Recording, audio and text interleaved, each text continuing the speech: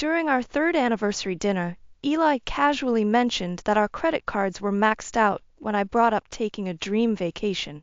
It felt like a punch to the gut. We had always been careful with money, so hearing this caught me completely off guard.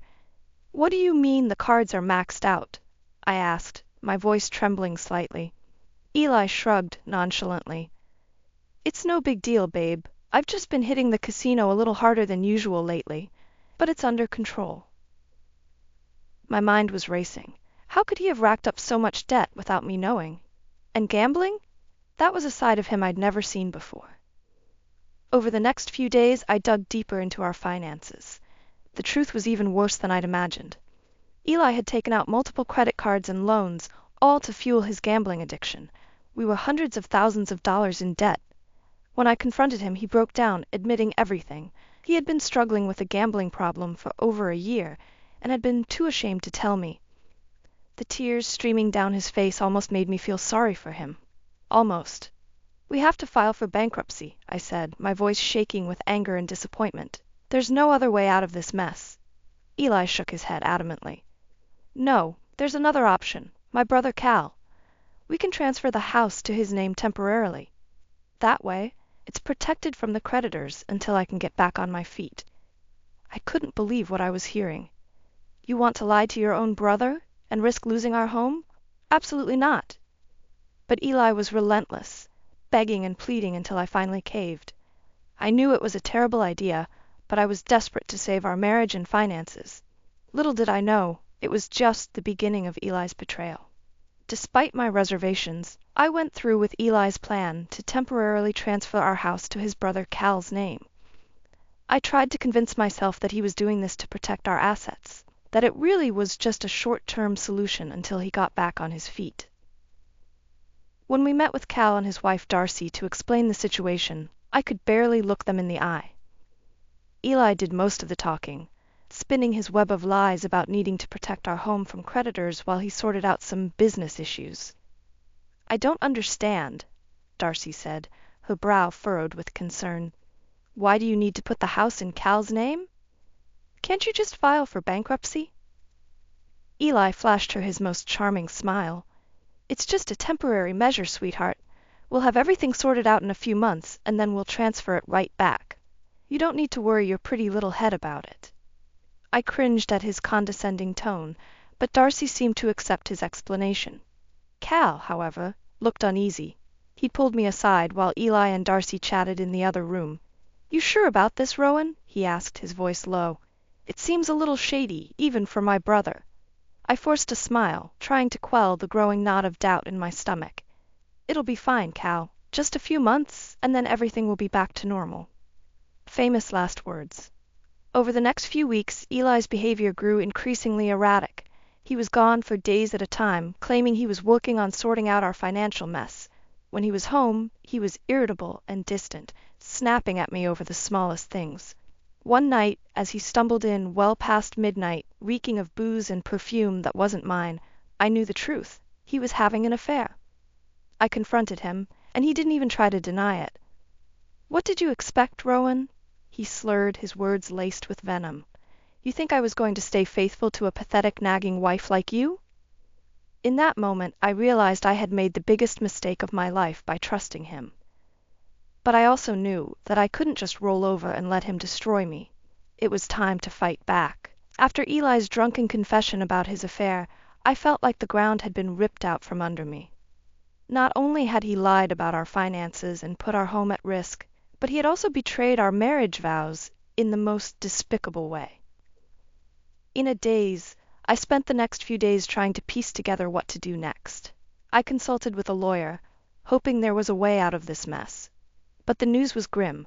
Because we had transferred the house to Cal's name, and with Eli's extensive debts, I had very limited options. "The best thing you can do is try to gather as much evidence as possible," the lawyer advised. "Proof of his financial misdeeds, the affair, anything that can help build a case against him." So that's what I did. I became a private investigator in my own life, documenting every lie, every shady transaction, every sign of Eli's infidelity. I even managed to get copies of his credit card statements, revealing just how deep his gambling addiction ran. Meanwhile, Eli continued to spiral out of control.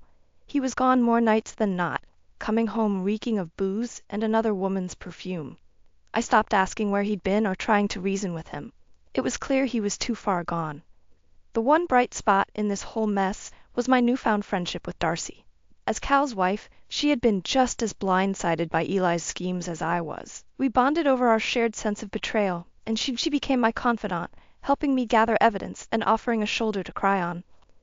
"I can't believe Cal was mixed up in all of this," she said one day, shaking her head in disbelief. "He's always been the responsible one." I squeezed her hand, understanding her pain all too well.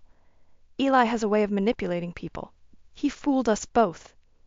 As the weeks passed, my anger towards Eli only grew stronger, not just for what he had done to me, but for dragging his own brother into his web of lies. Cal and Darcy didn't deserve to be collateral damage in his selfish quest for self-destruction. That's when I started to formulate a plan. I was done being the victim. It was time for Eli to face the consequences of his actions, and I was going to make sure he paid for every single lie. As the weeks dragged on, Eli's behavior only grew more erratic and destructive. He was rarely home, and when he was either passed out drunk or raging about something inconsequential. I started staying with Darcy more often than not, just to avoid his toxic presence. "You can't keep living like this," Darcy said one night as we split a bottle of wine on her patio. "He's going to drag you down with him if you're not careful." I took a long sip, the bitter liquid burning my throat. "I know. Believe me, I want out of this marriage more than anything. But he's made it impossible for me to leave." Darcy's eyes narrowed. "What do you mean? Surely there's a way to divorce his sorry ass and get your house back." Shaking my head, I explained how Eli had me transfer the deed to Cal, making it nearly impossible for me to claim ownership again. As the words left my mouth, I could see the realization dawn on Darcy's face. "That son of a bitch," she hissed. "He used my husband too. Oh, he's going to pay for this." In that moment, I felt a renewed sense of determination. I wasn't just fighting for myself anymore. I was fighting for Darcy and Cal too. For the first time in months, I felt like I had an ally in my corner, someone who understood the depth of Eli's betrayal. Over the next few weeks, Darcy and I became co-conspirators, gathering every shred of evidence we could find against Eli. Bank statements, credit card bills, phone records, nothing was off limits. We built a mountain of proof detailing his reckless gambling, his affair, and his financial deceit. "We're going to nail that bastard to the wall," Darcy vowed, her voice steely with resolve. I believed her. With each new piece of evidence we uncovered, I could feel the shackles of Eli's control loosening. I was no longer a helpless victim. I was a woman on a mission for justice. The final straw came when I stumbled across a receipt for an expensive piece of jewelry, clearly a gift for his mistress. As I stared at the damning slip of paper, something inside me snapped. I was done being the scorned wife, crying in the shadows while Eli flaunted his infidelity. It was time to burn his world to the ground. It was the perfect opportunity, a big family gathering at Cal and Darcy's house for Darcy's birthday. Eli would be there, smug and oblivious as ever. But this time I was ready for him. As everyone gathered in the backyard, laughing and making small talk, I caught Eli's eye from across the lawn. He gave me a mocking smirk, raising his beer in a mock salute. My blood boiled, but I forced a smile in return. This was all part of the plan. Once we were all settled around the patio table, I cleared my throat loudly, drawing everyone's attention. "Before we start eating, I have something to share with all of you," I announced, my voice surprisingly steady. "Something you all deserve to know." Eli shot me a warning glare, but I pressed on. "For months now, my husband has been lying to us. To all of us." I turned to Cal and Darcy, feeling a pang of guilt for what I was about to reveal. "He manipulated you into putting our house in your name, Cal, all because he's drowning in debt from his gambling addiction." Gasps rippled through the gathering as I laid out the evidence. Bank statements, credit card bills, everything Darcy and I had painstakingly gathered. Eli's face turned a mottled shade of red, but I didn't stop there. "And if that wasn't enough," I continued, "he's also been carrying on an affair for months now. With some cheap mistress, he's been showering with expensive gifts bought with money he doesn't even have." I held up the damning jewelry receipt, letting it do the talking. Eli jumped to his feet, spewing denials and curses, but no one was listening. The truth was out in the open, laid bare for everyone to see. Cal looked like he'd been punched in the gut, while Darcy was practically trembling with rage. The rest of the family just stared in stunned silence, unable to process the depth of Eli's betrayal. Through it all, I remained stoic, allowing the evidence to speak for itself. When I was finished, I turned to Eli, meeting his hate-filled glare with an icy calm. "You're done ruining my life," I said, my voice low but laced with steel. "It's over. You've lost everything." To his credit, Eli didn't go down without a fight. He ranted and raved, hurling insults and accusations like a cornered animal. But in the end, it didn't matter. The truth was out and there was no walking it back. As the party dispersed in stunned silence, I felt an unexpected sense of peace wash over me. The weight I'd been carrying for months had finally lifted, and in that moment, I knew I'd won. Eli could rage and bluster all he wanted, but his games were over. He'd lost control, and there was no getting it back. Not this time. After the explosive reveal at Darcy's birthday party, the legal battle began in earnest. With Cal's support and testimony, I hired a shark of a lawyer to take Eli down once and for all. The first order of business was getting the house back in my name.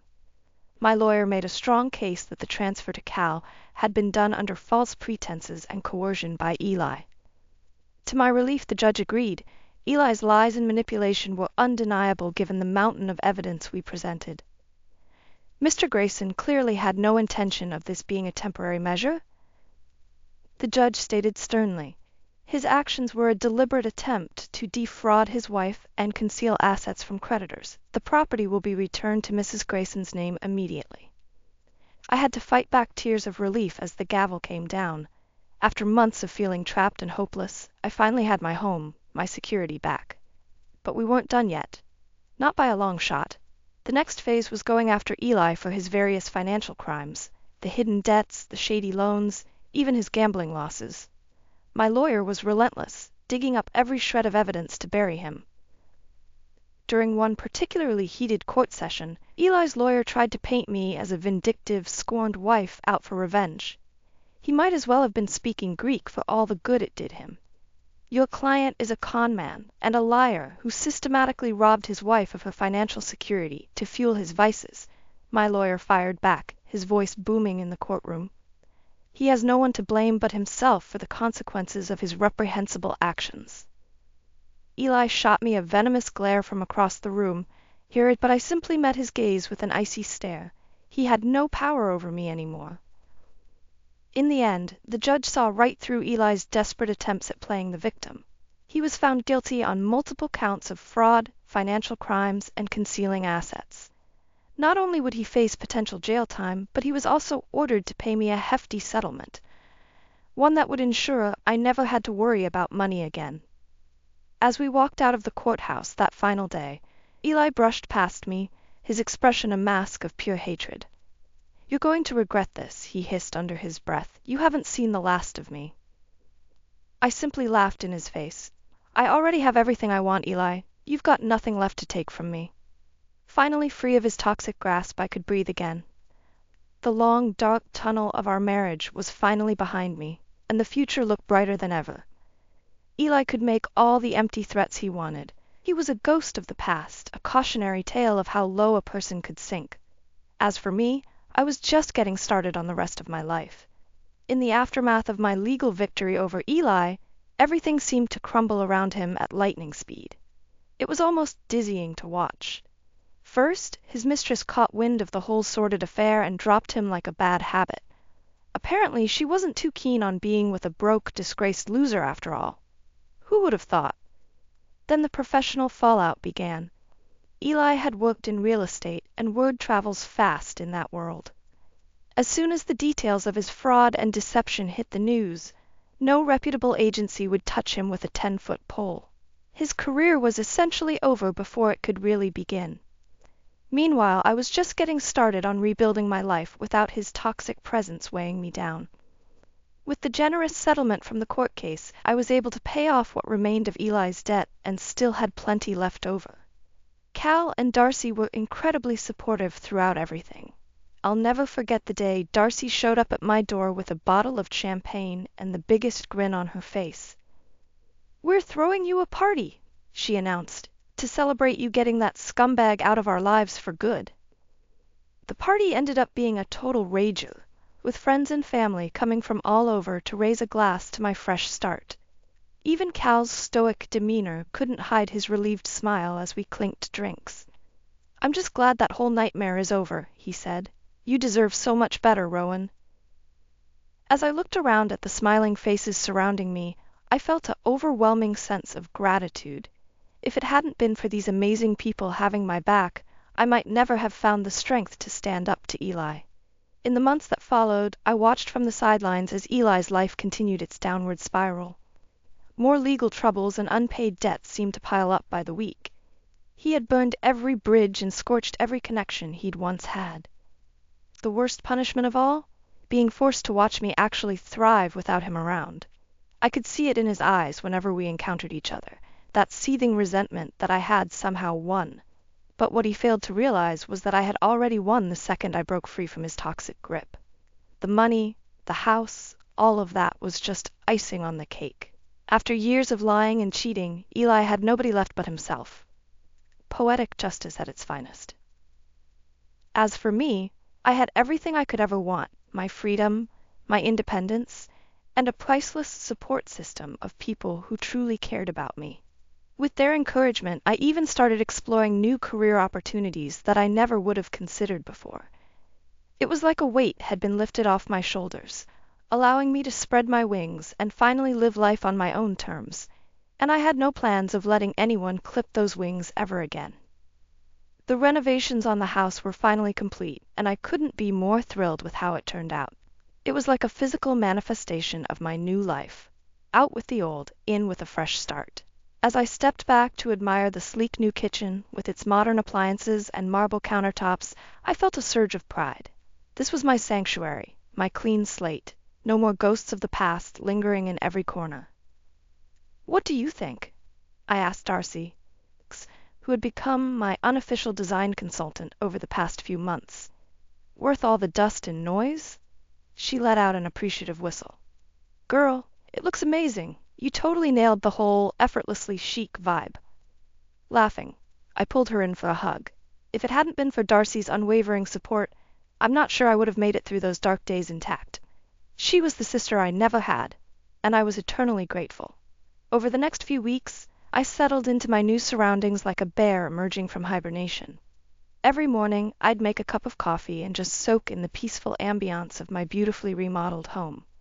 No more chaos, no more negativity, just serene tranquility. Of course, Eli tried to rear his ugly head a few times during the process. He'd show up unannounced, ranting about how I had stolen the house from him. More than once, I had to threaten to call the cops to get him to leave. "You think this is over?" He'd snarl, his face twisted with rage. "I'm going to make your life a living hell until you give me what's mine." I'll admit there were moments when his threats shook me, stirring up those old feelings of dread and anxiety. But they never lasted long. I had worked too hard to reclaim my power to let him slither his way back into my head. "This is my home, Eli," I stated calmly after one of his outbursts. "A home and a life that you gambled away through your own selfish actions. Whatever hell you're living in now, that's on you, buddy." Eventually, his attempts to terrorize me became less frequent until they stopped altogether. The last I heard, he had fled the state, likely to escape the mountain of debts and legal troubles still hounding him. Good riddance. As for me, my new life was just beginning. With the house situation settled and that dark chapter finally closed, I started exploring new career opportunities. I wasn't interested in just treading water anymore. I was ready to dive in headfirst and chase bigger dreams. A few months later, I landed an incredible marketing job at a prestigious firm in the city. It was a huge step up, with better pay and opportunities for growth. More importantly, it allowed me to flex my creativity and talent in ways I hadn't experienced in years. On my first day, as I settled into my bright, airy new office, I couldn't help but reflect on how far I'd come. From the depths of Eli's betrayal and despair, I had clawed my way back to take control of my own narrative. No more living in someone else's shadow, No more sacrificing my dreams and self-worth for a relationship built on lies. This was my life now, and I was going to live it to the fullest, on my own terms. The future was a blank canvas, and I held the brush. Whatever I chose to create, to build from those ashes of my past, was entirely up to me. And this time there was no one to stop me from painting my masterpiece.